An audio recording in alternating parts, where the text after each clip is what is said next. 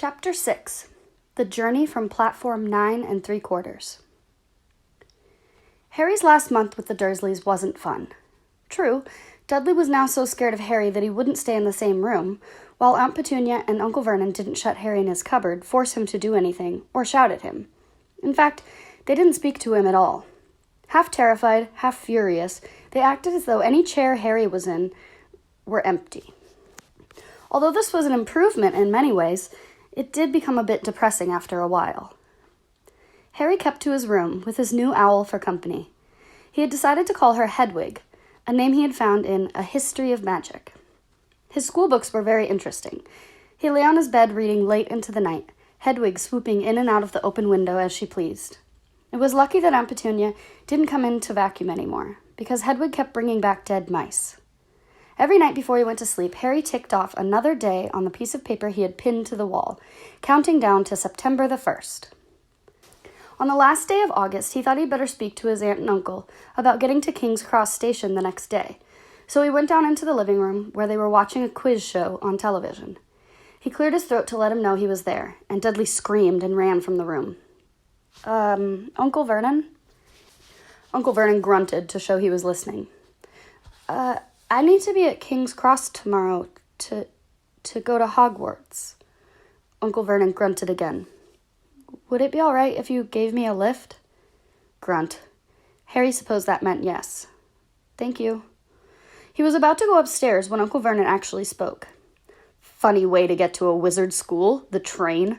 Magic carpets all got punctures, have they? Harry didn't say anything. Where is this school, anyway? I don't know, said Harry, realizing this for the first time. He pulled the ticket Hagrid had given him out of his pocket. I just take the train from platform 9 3/4 at 11 o'clock, he said. His aunt and uncle stared. Platform what? 9 3/4. Don't talk rubbish, said Uncle Vernon. There is no platform 9 3/4. It's on my ticket. Barking, said Uncle Vernon. Howling mad, the lot of 'em. You'll see, you just wait. All right, we'll take you to King's Cross. We're going up to London tomorrow anyway, or I wouldn't bother.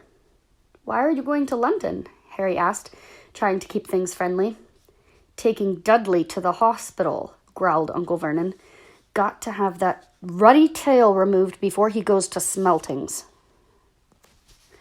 Harry woke at 5 o'clock the next morning and was too excited and nervous to go back to sleep. He got up and pulled on his jeans because he didn't want to walk into the station in his wizard's robes. He'd change on the train. He checked his Hogwarts list yet again to make sure he had everything he needed, saw that Hedwig was shut safely in her cage, and then paced the room, waiting for the Dursleys to get up. 2 hours later, Harry's huge, heavy trunk had been loaded into the Dursleys' car. Aunt Petunia had talked Dudley into sitting next to Harry, and they had set off. They reached King's Cross Station at 10:30. Uncle Vernon dumped Harry's trunk onto a cart and wheeled it into the station for him. Harry thought this was strangely kind, until Uncle Vernon stopped dead, facing the platforms with a nasty grin on his face. Well, there you are, boy.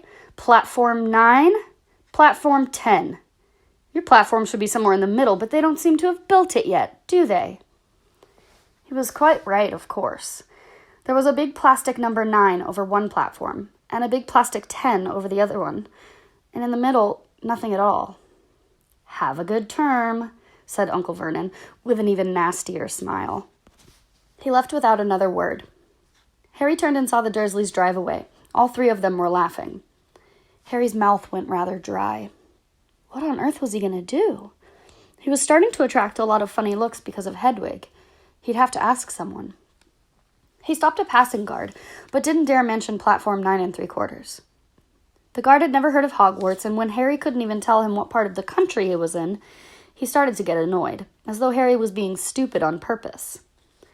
Getting desperate, Harry asked for the train that left at 11 o'clock, but the guard said there wasn't one. In the end, the guard strode away, muttering about time wasters. Harry was now trying hard not to panic. According to the large clock over the arrivals board, he had 10 minutes left to get on the train to Hogwarts, and he had no idea how to do it. He was stranded in the middle of a station, with a trunk he could barely lift, and a pocket full of wizard money, and a large owl. Hagrid must have forgotten to tell him something you had to do, like tapping the 3rd brick on the left to get into Diagon Alley. He wondered if he should get out his wand and start tapping the ticket inspector's stand between platforms 9 and 10. At that moment, a group of people passed by him, and he caught just a few words of what they were saying. "Packed with muggles, of course." Harry swung around. The speaker was a plump woman who was talking to 4 boys, all with flaming red hair. Each of them was pushing a trunk like Harry's in front of them, and they had an owl. Heart-hammering, Harry pushed his cart after him. They stopped, and so did he, just near enough to hear what they were saying. "Now, what's the platform number?" said the boy's mother. 9 3/4, piped a small girl, also red-headed, who was holding her hand. "Mom, can't I go?" "You're not old enough, Ginny. Now be quiet." "All right, Percy, you go first." What looked like the oldest boy marched towards platforms 9 and 10. Harry watched, careful not to blink in case he missed it. But just as the boy reached the dividing barrier between the 2 platforms, a large crowd of tourists came swarming in front of him. And by the time the last backpack had cleared away, the boy had vanished. "Fred, you next," the plump woman said. "I'm not Fred. I'm George," said the boy. "Honestly, woman, you call yourself our mother? Can't you tell I'm George?" "Sorry, George, dear." "I'm only joking. I am Fred," said the boy, and off he went. His twin called after him to hurry up, and he must have done so, because a second later he had gone. But how had he done it? Now the third brother was walking briskly toward the barrier. He was almost there, and then, quite suddenly, he wasn't anywhere. There was nothing else for it. "Excuse me," Harry said to the plump woman. "Hello, dear," she said. "First time at Hogwarts? Ron's new, too." She pointed at the last and youngest of her sons. He was tall, thin, and gangling, with freckles, big hands and feet, and a long nose. "Yes," said Harry. The thing is, I don't know how to get on the platform," she said kindly, and Harry nodded. "Not to worry," she said.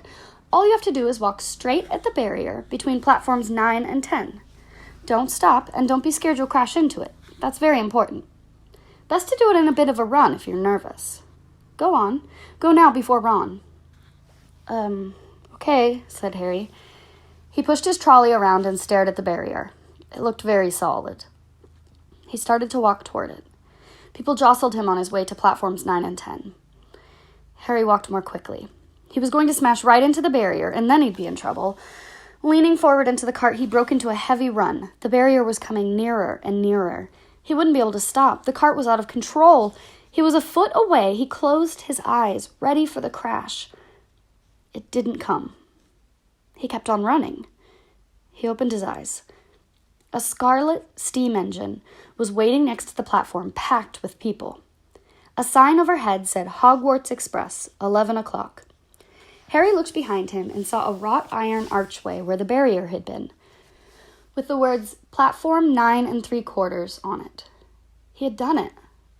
Smoke from the engine drifted over the heads of the chattering crowd, while cats of every color wound here and there between their legs.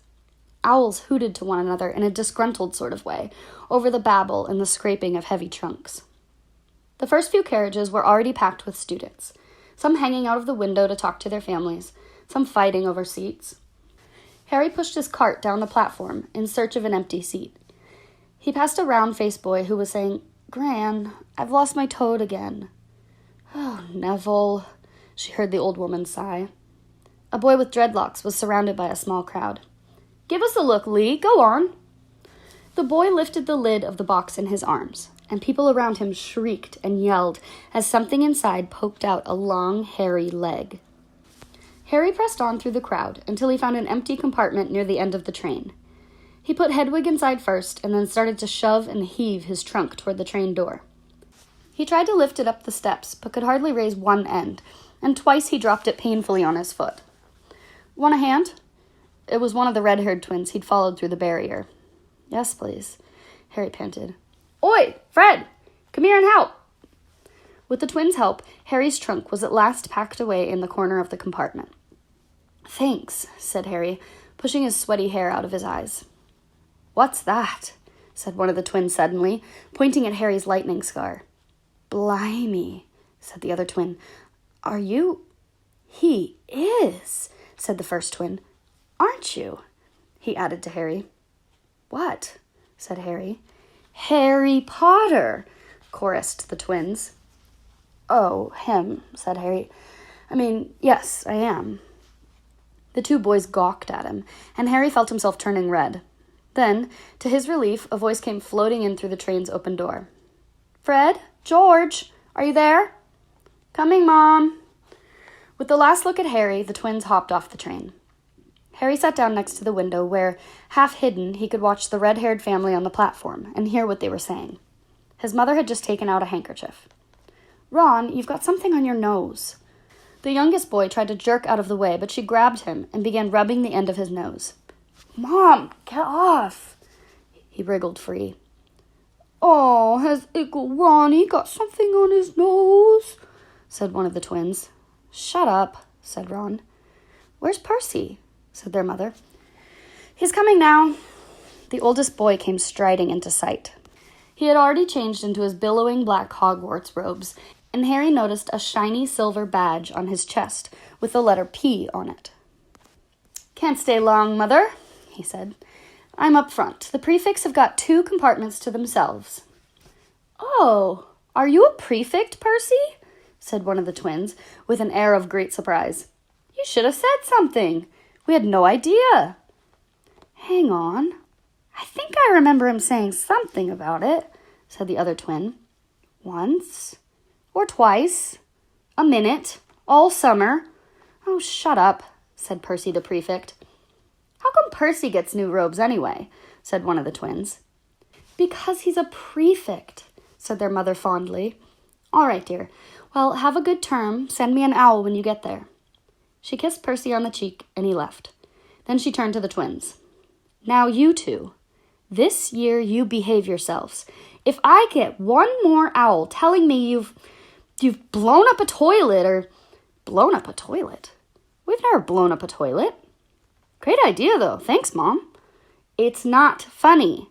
And look after Ron. Don't worry. Uncle Ronnykins is safe with us. Shut up, said Ron again. He was almost as tall as the twins already, and his nose was still pink where his mother had rubbed it. Hey, Mom, guess what? Guess who we met on the train? Harry leaned back quickly so they couldn't see him looking. You know that black-haired boy who was near us in the station? Know who he is? Who? Harry Potter. Harry heard the little girl's voice. Oh, Mom, can I go on the train and see him, Mom? Oh, please. You've already seen him, Ginny, and the poor boy isn't something you goggle at in a zoo. Is he really, Fred? How do you know? Asked him. Saw his scar. It's really there, like lightning. Poor dear. No wonder he was alone. I wondered. He was ever so polite when he asked how to get onto the platform. Never mind that. Do you think he remembers what you-know-who looks like? Their mother suddenly became very stern. I forbid you to ask him, Fred. No, don't you dare. As though he needs reminding of that on his first day of school. All right, keep your hair on. A whistle sounded. Hurry up, their mother said, and the 3 boys clambered onto the train. They leaned out the window for her to kiss them goodbye, and their younger sister began to cry. Don't, Ginny. We'll send you loads of owls. We'll send you a Hogwarts toilet seat. George! Only joking, Mom. The train began to move. Harry saw the boys' mother waving, and their sister, half laughing, half crying, running to keep up with the train until it gathered too much speed. Then she fell back and waved. Harry watched the girl and her mother disappear as the train rounded the corner. Houses flashed past the window. Harry felt a great leap of excitement. He didn't know what he was going to, but it had to be better than what he was leaving behind. The door of the compartment slid open, and the youngest red-headed boy came in. Anyone sitting there? He asked, pointing at the seat opposite Harry. Everywhere else is full. Harry shook his head, and the boy sat down.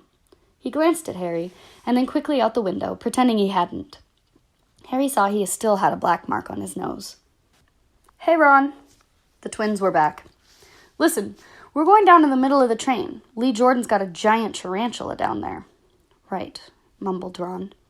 Harry, said the other twin, did we introduce ourselves? Fred and George Weasley. This is Ron, our brother. See you later, then. Bye, said Harry and Ron. The twins slid the compartment door shut behind them. Are you really Harry Potter? Ron blurted out. Harry nodded. Oh, well, I thought it might be one of Fred and George's jokes, said Ron. Have you really got, you know? He pointed at Harry's forehead. Harry pulled back his bangs to show the lightning scar. Ron stared. So, that's where you know who? Yes, said Harry, but I can't remember it. Nothing? Said Ron eagerly. Well, I remember a load of green light, but nothing else. Wow, said Ron. He sat and stared at Harry for a few moments. Then, as though he had suddenly realized what he was doing, he looked quickly out the window again. Are all your family wizards? Asked Harry, who found Ron just as interesting as Ron found him. Yeah, I think so, said Ron. I think Mom's got a second cousin who's an accountant, but we never talk about him. So you must know loads of magic already. The Weasleys were clearly one of those old wizarding families the Pale Boy and Diagon Alley had talked about. I heard you went to live with Muggles, said Ron. What are they like? Horrible. Well, not all of them. My aunt, uncle, and cousin are, though. Wish I'd had 3 wizard brothers. 5, said Ron. For some reason, he was looking gloomy. I'm the 6th in our family to go to Hogwarts. You could say I've got a lot to live up to. Bill and Charlie have already left. Bill was head boy, and Charlie was captain of Quidditch. Now Percy's a prefect. Fred and George mess around a lot, but they still get really good marks, and everyone thinks they're really funny. Everyone expects me to do as well as the others, but if I do, it's no big deal, because they did it first. You never get anything new, either. With 5 brothers, I've got Bill's old robes, Charlie's old wand, and Percy's old rat. Ron reached inside his jacket and pulled out a fat gray rat, which was asleep. His name's Scabbers, and he's useless. He hardly ever wakes up. Percy got an owl from my dad for being made prefect, but they couldn't afford... Well, I got Scabbers instead. Ron's ears went pink. He seemed to think he'd said too much because he went back to staring out the window. Harry didn't think there was anything wrong with not being able to afford an owl. After all, he'd never had any money in his life until a month ago, and he told Ron so, all about having to wear Dudley's old clothes and never getting proper birthday gifts. This seemed to cheer Ron up. And, until Hagrid told me, I didn't know anything about being a wizard, or my parents, or Voldemort. Ron gasped. What? Said Harry. You said, you know whose name, said Ron, sounding both shocked and impressed. I'd have thought you, of all people. I'm not trying to be brave or anything, saying the name, said Harry. I just didn't know you shouldn't. See what I mean? I've got loads to learn, I bet, he added, voicing for the first time something he had been worrying a lot about lately. I bet I'm the worst in the class. You won't be. There's loads of people who come from Muggle families, and they learn quick enough. While they had been talking, the train had carried them out of London. Now they were speeding past fields full of cows and sheep. They were quiet for a time, watching the fields and lanes flick past. Around 12:30, there was a great clattering outside in the corridor, and a smiling, dimpled woman slid back the door and said, Anything off the cart, dears? Harry, who hadn't had any breakfast, leapt to his feet, but Ron's ears went pink again, and he muttered he'd brought some sandwiches. Harry went out into the corridor. He had never had any money for candy with the Dursleys, and now that he had pockets rattling with gold and silver, he was ready to buy as many Mars bars as he could carry. But the woman didn't have Mars bars. What she did have were Bertie Bott's every flavor beans, Drooble's best blowing gum, chocolate frogs, pumpkin pasties, cauldron cakes, licorice wands, and a number of other strange things Harry had never seen in his life. Not wanting to miss anything, he got some of everything and paid the woman 11 silver sickles and 7 bronze nuts. Ron stared as Harry brought it all back into the compartment and tipped it onto an empty seat. Hungry, are you? Starving, said Harry, taking a large bite out of a pumpkin pasty. Ron had taken a lumpy package out and unwrapped it. There were 4 sandwiches inside. He pulled one of them apart and said, She always forgets I don't like corned beef. Swap you for one of these, said Harry, holding up a pasty. Go on. You don't want this. It's all dry, said Ron. She hasn't got much time, he added quickly, with 5 of us. Go on, have a pasty, said Harry, who had never had anything to share before, or indeed anyone to share it with. It was a nice feeling, sitting there with Ron, eating their way through all Harry's pasties, cakes, and candies. The sandwiches lay forgotten. What are these? Harry asked Ron, holding up a pack of chocolate frogs. They're not really frogs, are they? He was starting to feel that nothing would surprise him. No, said Ron, but see what the card is. I'm missing Agrippa. What? Oh, of course, you wouldn't know. Chocolate frogs have cards inside of them, to collect. Famous witches and wizards. I've got about 500, but I haven't gotten Agrippa or Ptolemy. Harry unwrapped his chocolate frog and picked up the card. It showed a man's face. He wore half-moon glasses, had a long crooked nose, and flowing silver hair, beard, and mustache. Underneath the picture was the name Albus Dumbledore. So this is Dumbledore, said Harry. Don't tell me you've never heard of Dumbledore, said Ron. Can I have a frog? I might get Agrippa. Thanks. Harry turned over his card and read, Albus Dumbledore, currently headmaster of Hogwarts. Considered by many the greatest wizard of modern times, Dumbledore is particularly famous for his defeat of the dark wizard Grindelwald in 1945, for the discovery of 12 uses of dragon's blood, and his work on alchemy with his partner, Nicholas Flamel. Professor Dumbledore enjoys chamber music and 10-pin bowling. Harry turned the card back over and saw to his astonishment that Dumbledore's face had disappeared. He's gone. Well, we can't expect him to hang around all day, said Ron. He'll be back. Nah, I got Morgana again, and I've got about 6 of her. Do you want it? You can start collecting. Ron's eyes strayed to the pile of chocolate frogs waiting to be unwrapped. Help yourself, said Harry. But in, the Muggle world, people just stay put in photos. Do they? What, they don't move around at all? Ron sounded amazed. Weird. Harry stared as Dumbledore sidled back into the picture on his card and gave him a small smile. Ron was more interested in eating the frogs than looking at the famous witches and wizards cards, but Harry couldn't keep his eyes off of them. Soon he had not only Dumbledore and Morgana, but Hengist of Woodcroft, Alberic Grunion, Circe, Paracelsus, and Merlin. He finally tore his eyes away from the druidess Cleodna, who was scratching her nose, to open a bag of Bertie Bott's every flavor beans. You want to be careful with those, Ron warned Harry. When they say every flavor, they mean every flavor. You got all the ordinary ones like chocolate and peppermint and marmalade, but then you get a spinach or liver and tripe. George reckons he had a booger-flavored one once. Ron picked up a green bean, looked at it carefully, and bit into the corner. Ugh, see? Sprouts. They had a good time eating the every flavor beans. Harry got toast, coconut, baked bean, strawberry, curry, grass, coffee, sardine, and was even brave enough to nibble the end off of a funny gray one Ron wouldn't touch, which turned out to be pepper. The countryside, now flying past the window, was becoming wilder. The neat fields had gone. Now there were woods, twisting rivers, and dark green hills. There was a knock on the door of their compartment, and the round-faced boy Harry had passed on platform 9 3/4 came in. He looked tearful. Sorry, he said, but have you seen a toad at all? When they shook their heads, he wailed, I've lost him!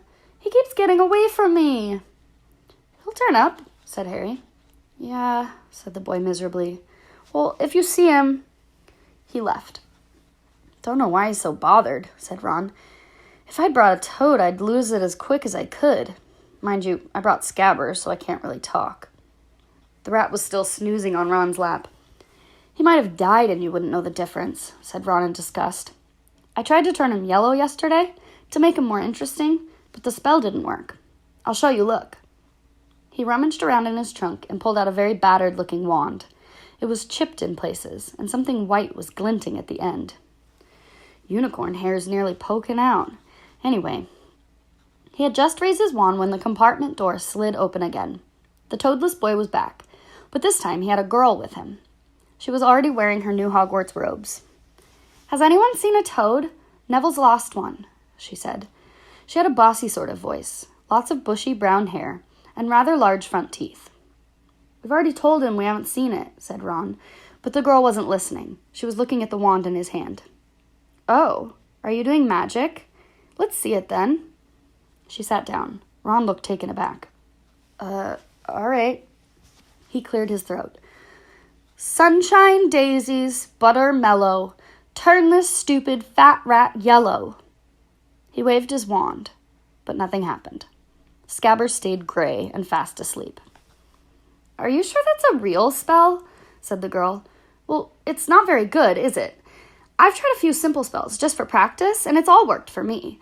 Nobody in my family's magic at all. It was ever such a surprise when I got my letter, but I was ever so pleased, of course. I mean, it's the very best school of witchcraft there is, I've heard. I've learned all our course books by heart, of course. I just hope it will be enough. I'm Hermione Granger, by the way. Who are you?" She said all this very fast. Harry looked at Ron and was relieved to see by his stunned face that he hadn't learned all the course books by heart either. "I'm Ron Weasley," Ron muttered. "Harry Potter," said Harry. "Are you really?" said Hermione. "I know all about you, of course. I've got a few extra books for background reading, and you're in modern magical history, and the rise and fall of dark arts, and great wizarding events of the 20th century. "Am I?" said Harry, feeling dazed. "Goodness, didn't you know? I'd have found out everything I could if it was me," said Hermione. "Do either of you know what house you'll be in? I've been asking around, and I hope I'm in Gryffindor. It sounds by far the best. I hear Dumbledore himself was in it, but I suppose Ravenclaw wouldn't be bad. Anyway, we'd better go and look for Neville's toad. You two had better change, you know. I expect we'll be there soon." And she left, taking the toadless boy with her. "Whatever house I'm in, I hope she's not in it," said Ron. He threw his wand back into his trunk. "Stupid spell. George gave it to me, but he knew it would be a dud." "What house are your brothers in?" asked Harry. "Gryffindor," said Ron. Gloom seemed to be settling on him again. "Mom and Dad were in it too. I don't know what they'll say if I'm not. I don't suppose Ravenclaw would be bad, but imagine if they put me in Slytherin." "That's the house you know who was in." "Yeah," said Ron. He flopped back into his seat, looking depressed. "You know, I think the end of Scabbers' whiskers are a bit lighter," said Harry, trying to take Ron's mind off houses. "So, what do your oldest brothers do now that they've left, anyway?" Harry was wondering what a wizard did once he'd finished school. "Charlie's in Romania, studying dragons, and Bill's in Africa, doing something for Gringotts," said Ron. "Did you hear about Gringotts? It's been all over the Daily Prophet, but I don't suppose you get that with the Muggles. Someone tried to rob a high-security vault." Harry stared. "Really? What happened to them?" "Nothing. That's why it's such big news. They haven't been caught. My dad says it must have been a powerful dark wizard to get around Gringotts. But they don't think they took anything. That's what's odd. Of course, everyone gets scared when something like this happens, in case you know who's behind it." Harry turned this news over in his head. He was starting to get a prickle of fear every time you-know-who was mentioned. He supposed this was all part of entering the magical world. But it'd been a lot more comfortable saying Voldemort without worrying. "What's your Quidditch team?" Ron asked. I don't know any," Harry confessed. "What?" Ron looked dumbfounded. "Oh, you wait. It's the best game in the world." And he was off, explaining all about the 4 balls, the positions of the 7 players, describing famous games he'd been to with his brothers, and the broomstick he'd like to get if he had the money. He was just taking Harry through the finer points of the game when the compartment door slid open yet again, but it wasn't Neville, the toadless boy, or Hermione Granger this time. 3 boys entered, and Harry recognized the middle one at once. It was the pale boy from Madame Malkin's robe shop. He was looking at Harry with a lot more interest than he'd shown back in Diagon Alley. "Is it true?" he said. "They're saying all down the train that Harry Potter's in this compartment. So, it's you, is it?" "Yes," said Harry. He was looking at the other boys. Both of them were thick-set and looked extremely mean. Standing on either side of the pale boy, they looked like bodyguards. "Oh, this is Crabbe and this is Goyle," said the pale boy carelessly, noticing when Harry was looking. "My name's Malfoy. Draco Malfoy." Ron gave a slight cough, which might have been hiding a snicker. Draco Malfoy looked at him. "Think my name's funny, do you? No need to ask who you are. My father told me all the Weasleys have red hair, freckles, and more children than they can afford." He turned back to Harry. "You'll soon find that some wizarding families are better than others, Potter. You don't want to go making friends with the wrong sort. I can help you there." He held out his hand to shake Harry's, but Harry didn't take it. "I think I can tell who the wrong sort are for myself, thanks," he said coolly. Draco Malfoy didn't go red, but a pink tinge appeared in his pale cheeks. "I'd be careful if I were you, Potter," he said slowly. "Unless you're a bit politer, you'll go the same way as your parents. They didn't know what was good for them either. You hang around with riffraff like the Weasleys and that Hagrid, and it'll rub off on you." Both Harry and Ron stood up. "Say that again," Ron said, his face as red as his hair. "Oh, you're gonna fight us, are you?" Malfoy sneered. "Unless you get out now," said Harry, more bravely than he felt, because Crabbe and Goyle were a lot bigger than him or Ron. "But we don't feel like leaving, do we, boys? We've eaten all our food, and you seem to have some." Goyle reached toward the chocolate frogs next to Ron. Ron leapt forward, but before he'd so much as touched Goyle, Goyle let out a horrible yell. Scabbers the rat was hanging off his finger, sharp little teeth sunk into Goyle's knuckle. Crabbe and Malfoy backed away as Goyle swung Scabbers round and round, howling, and when Scabbers finally flew off and hit the window, all three of them disappeared at once. Perhaps they thought there were more rats lurking among the sweets, or perhaps they'd heard footsteps, because a second later Hermione Granger had come in. "What has been going on?" she said, looking at the sweets all over the floor, and Ron picking up Scabbers by the tail. "I think he's been knocked out," Ron said to Harry. He looked closer at Scabbers. "No, I don't believe it. He's gone back to sleep." And so he had. "You've met Malfoy before?"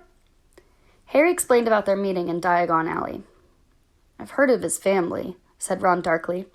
"They were some of the first to come back to our side after you-know-who disappeared. Said they'd been bewitched. My dad doesn't believe it. He says Malfoy's father didn't need an excuse to go over to the dark side." He turned to Hermione. "Can we help you with something?" "You'd better hurry and put your robes on. I've just been up to the front to ask the conductor, and he says we're nearly there. You haven't been fighting, have you? You'll be in trouble before we even get there." "Scabbers has been fighting, not us," said Ron, scowling at her. "Would you mind leaving while we change?" "All right. I only came in here because people outside are behaving very childishly. Racing up and down the corridors," said Hermione in a sniffy voice. "And you've got dirt on your nose, by the way. Did you know?" Ron glared at her as she left. Harry peered out the window. It was getting dark. He could see mountains and forests under a deep purple sky. The train did seem to be slowing down. He and Ron took off their jackets and pulled on their long black robes. Ron's were a bit short for him. You could see his sneakers underneath them. A voice echoed through the train. "We will be reaching Hogwarts in 5 minutes' time. Please leave your luggage on the train. It will be taken to the school separately." Harry's stomach lurched with nerves, and Ron, he saw, looked pale under his freckles. They crammed their pockets with the last of the sweets and joined the crowd thronging through the corridor. The train slowed right down and finally stopped. People pushed their way toward the door and out onto a tiny, dark platform. Harry shivered in the cold night air. Then a lamp came bobbing over the heads of the students, and Harry heard a familiar voice. First years over here. All right there, Harry." Hagrid's big hairy face beamed over the sea of heads. "Come on, follow me. Any more first years? Mind your step now. First years, follow me." Slipping and stumbling, they followed Hagrid down what seemed to be a steep, narrow path. It was so dark on either side of them that Harry thought there must be thick trees there. Nobody spoke much. Neville, the boy who kept losing his toad, sniffed once or twice. "You'll get your first sight of Hogwarts in a sec," Harry called over his shoulder. "Just round this bend here." There was a loud, Ooh. The narrow path had opened suddenly onto the edge of a great black lake. Perched atop a high mountain on the other side, its windows sparkling in the starry sky, was a vast castle with many turrets and towers. "No more 'n 4 to a boat," Hagrid called, pointing to a fleet of little boats sitting in the water by the shore. Harry and Ron were followed into their boat by Neville and Hermione. "Everyone in?" shouted Hagrid, who had a boat to himself. "Right then, forward!" And the fleet of little boats moved off all at once, gliding across the lake, which was as smooth as glass. Everyone was silent, staring up at the great castle overhead. It towered over them as they sailed nearer and nearer to the cliff on which it stood. "Heads down!" yelled Hagrid as the first boats reached the cliff. They all bent their heads, and the little boats carried them through a curtain of ivy that had hid a wide opening in the cliff face. They were carried along a dark tunnel, which seemed to be taking them right underneath the castle, until they reached a kind of underground harbor, where they clambered out onto the rocks and pebbles. "Oi, you there! Is this your toad?" said Hagrid, who was checking the boats as people climbed out of them. "Trevor!" cried Neville blissfully, holding out his hands. Then they clambered up the passageway in the rock after Hagrid's lamp, coming out at last onto smooth, damp grass, right in the shadow of the castle. They walked up a flight of stone steps and crowded around the huge oak front door. "Everyone here? You there, still got your toad?" Hagrid raised a gigantic fist and knocked 3 times on the castle door.